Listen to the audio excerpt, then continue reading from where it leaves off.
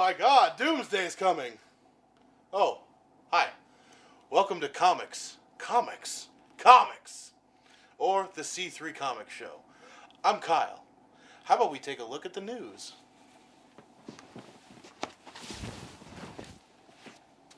The Walking Dead has officially been renewed for a 6th season. In other news, AMC likes money, the sky is blue, and Turnus is no longer allowed at Toys R Us after last weekend. The Judge is back! That's right, Judge Dredd is back. In a web series produced by Adi Shankar, the producer of 2010's Dredd. Apparently, Adi took some of the criticism to heart from the film, because this one will be offered for free over the internet. Adi Shankar said, "We put it on the internet for free because everyone kept saying, why would I pay for a movie with Judge Dredd in it?" Japanese manga Naruto is coming to an end next month. The popular manga series has spawned an anime show, 10 movies, and I still have no idea what the hell it's about.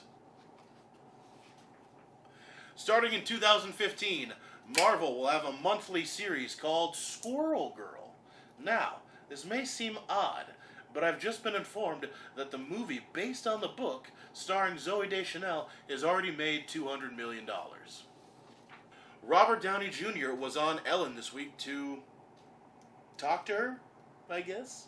When asked about another Iron Man, Downey said yes there would be, which begs the question, why is Marvel breaking all their news on daytime talk shows? Who will be in the Avengers 3? Tune in to Wednesday's Wendy Williams Show to find out. In other news, the Kirby estate has finally settled with Marvel. Here with a discussion is Turnus and Mike. Thanks, Kyle. Today we're going to be discussing Kirby v. Marvel, which is the case where the Jack Kirby estate is suing Disney and Marvel for royalties for the characters that he's created over the years, which boils down to a lot. Basically what happened is the case has been going on for years now. I think it started back in 2009. They were about to go to the Supreme Court last month when Disney and Marvel basically settled out of course with the Kirby estate. So the question is, does Jack Kirby get royalties for those characters? Does the estate get royalties? What is owed, and what did Jack Kirby sign away when he signed the contracts? Now, personally, I think that Kirby does deserve some of the royalties for the characters he's created, because obviously it's a lot of characters and it's pretty much put Marvel on the map. But the one thing I kind of take issue with is the fact that it's the estate suing for the royalties, and Kirby's been dead for 20 years. So there's, like, where do you draw the line for that? No, I'm with Turnus on this one. I think at some point, as an artist, you got to get paid for your work. However, this is, like you said, 20 years after the man's death. Brings up a lot of issues, no pun intended. I mean, obviously, his character creation did bring them millions and millions of dollars. I mean, between him and Stan Lee, I mean, they are Marvel Comics. However, how do you set that limit? You know, do you say, you know, he is now worth billions of dollars because some of these characters have become that popular? Or do you say he's entitled to, you know, let's say 6% of issues sold? In which case you go back and, I mean, he was still around in the 50, 60 center days. You know, is he going to get a nickel for every issue that was sold? Or do you include him with all the trillions of dollars that have been made over the last 20 years? Okay, so we've established that we both kind of agree that Jack Kirby or the estate does deserve some cut of the profits. Obviously, you know, the big point that we brought up is because basically between Kirby and Lee, they are Marvel. So I guess the counterpoint that I feel that should be addressed is, you know, yeah, without Kirby and Lee, Marvel is nothing. What would Kirby and Lee be without Marvel having been there in the first place? No, exactly. And it is always a tough dilemma when you're doing back royalty payments. I mean, it's up to the lawyers, I guess. I mean, they're going to take a look at the numbers and you say, you know, how much was this product worth? How much did we pay him at the time? And back then, I mean, as in-house artists, I mean, technically, you know, you were hired to create something for somebody else. You created it. They published it. On to the next project.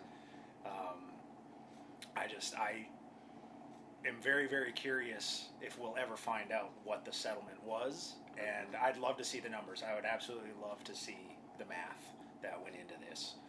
You know, we talked about before another big case in the past, like the Marley estate, and we've brought that up in previous discussions where here's a family that did that. I mean, they went after the record labels for millions and millions of dollars, when in fact, I mean, they shot it down in court so many times because right there on paper it said Bob Marley was hired as a studio musician. The label used that music to promote their studio and to promote their record label. They weren't there to promote Bob Marley. Mm-hmm. And in this case, you know, here's Marvel. I mean, they banked on Kirby's talent. And how do you establish, you know, a finite value? You know, here's a comic book. You know, here's a Jack Kirby. You know, New Gods. Well, okay, if that sells for $80, is the Kirby estate now entitled to a collector market? Right. You know, or are they entitled to strictly in-house work orders? Yeah, I know I've mentioned before. The big one is they always bring up Silver Surfer was one of his creations. You know, the Herald of Galactus. You know, but I guess going back to the original comic, Galactus had several heralds. Mm-hmm. And it just happens that Stan Lee, like the Silver Surfer one, so he took him and Stan Lee moved forward with creation of that character, or development of that character, I should say. Mm-hmm. So, like, who gets the rights to that, you know? Right. And then in which case, yeah, with movies, you know, movies have been made based on some of his characters. Mm-hmm. You know, are you entitled to movie profits, even though that's something that the legalities were all taken care of before that? So, that's pretty much our take on the entire Kirby v. Marvel case here. We'd love to hear your thoughts and comments as well. Please throw them down in the comments section. Be sure to toss us your opinions at c3comicshow@gmail.com. Subscribe, follow our Twitter, anything. Thanks for stopping by. Alrighty, and here is the debut of our amazing segment called the 5-second reenactment, where we take a song and reenact a classic comic cover. This week's selection is Batman and Robin, Death in the Family. I just died on your arms tonight. That was great. Let's hop over to Mike for this week's picks. Hey, what's up, guys? This is Mike bringing you some of my picks for this week.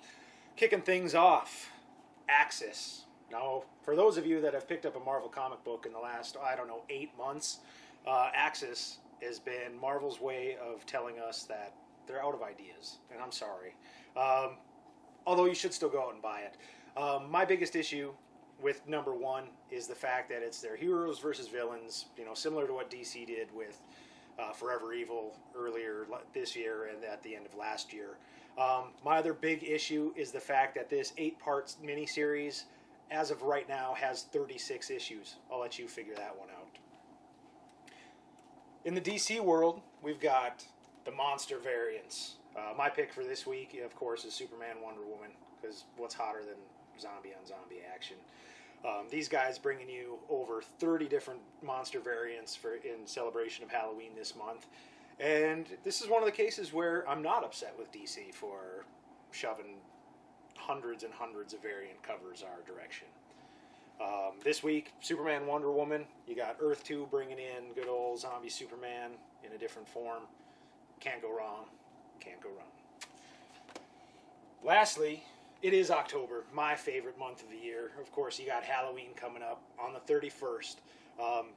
That being said, October 25th, Halloween Comic Fest. Check out your participating comic book shop. There are going to be a bunch of free books, costume contests, punch for the kids, maybe some clowns. Who knows? It's Halloween Comic Fest. All you need to know is that it means free comics. Just for showing up, free comics. As we get closer to Halloween, I'm keeping myself all psyched up with the return of Evil Ernie from Dynamite, tying into their Chaos Comics acquisition. Cheers to these guys for bringing back the 90s. Evil Ernie, his story had to be changed just a little bit due to some copyright issues with Lady Death not being involved in the Chaos Comics universe anymore. Either way, you can't go wrong. It's Evil Ernie. Anybody who's born, mid-80s, early 80s, and was probably in that 10 to 12-year-old range when this guy came out, you'll know exactly what you're in for. Grim Tales of Terror from Zenescope. Not only Are they keeping things in line with their hot chick covers? They're actually bringing a really good storyline for those of you that are into the books like creepy and eerie, haunted horror, things like that. Grim Fairy Tales is coming at us with a unique story each and every month.